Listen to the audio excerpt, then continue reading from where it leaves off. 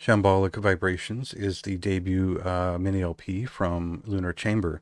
It's a half an hour EP from the two fellows who are the prominent force behind Tomarum, which is a progressive black metal band with a variety of progressive metal influences, who you should know, but doesn't knowing that doesn't really inform what this is. This is a progressive death metal album to start, and it is an atmospheric kind of funeral death doom uh, album to end. So the walk through this album is pretty unique. It's a thing that I couldn't possibly just show you a clip or two and have you understand what it is beyond cutting a portion of the very strong take on progressive death metal in the modern sense next to a hugely atmospheric kind of funeral-esque death doom song, which is about 13 minutes long to close the EP. So yeah, we'll get to a clip here, and then I'll explain exactly what all that was I just said is.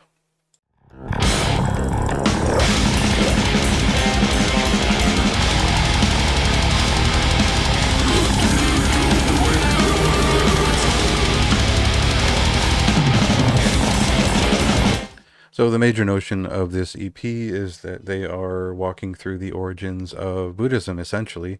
I don't.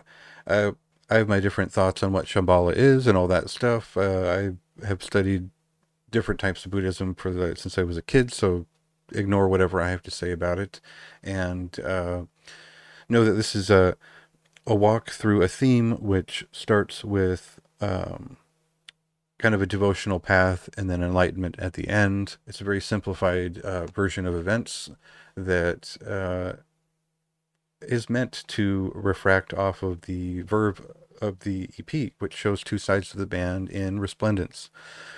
The first half is something I would compare to Afterbirth's most recent full length, a little bit of the more progressive, modern, technical side of Sutra, the Quebec band, and certainly the style they come up with its more guttural vocals will remind people of Artificial Brain as well. Now, there are elements of Anata and Mithras, and those are maybe more dated references on my part, but timeless from my point of view. And those two songs are very strong. It's the reason to pick up the EP to start. I think it's a really easy in, but I wasn't really getting what was so special about them besides their just incredible performance. These are virtuosic performers, players, and musicians who are and beyond capable.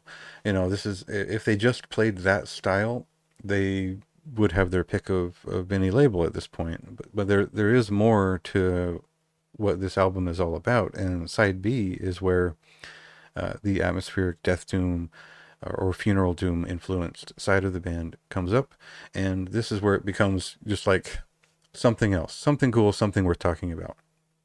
Now, when I say atmospheric death doom or funeral doom, I'm talking more about like the Lycus and the Atramentus side of things, which is related to funeral doom, but still has a death metal element to it, which focuses on a little bit more of a psychedelic or lush atmosphere.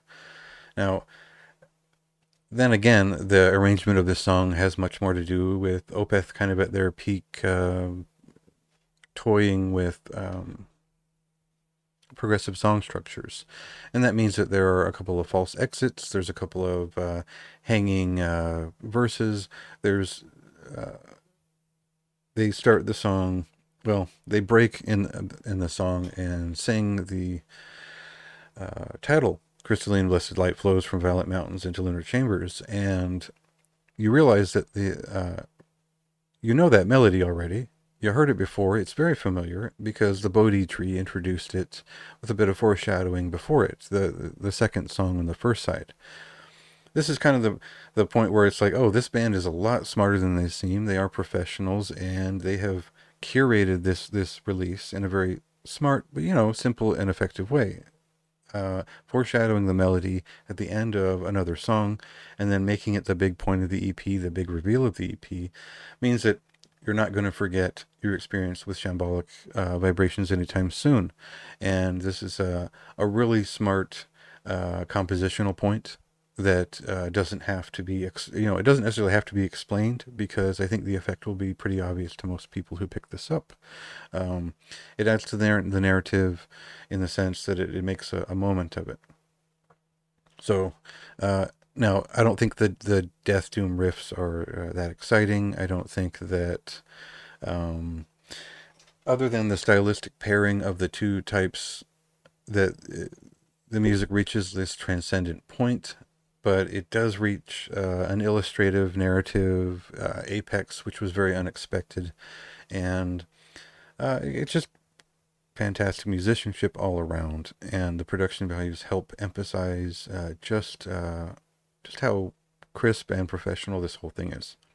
Now, I don't like the album art, but it's kind of not an important point.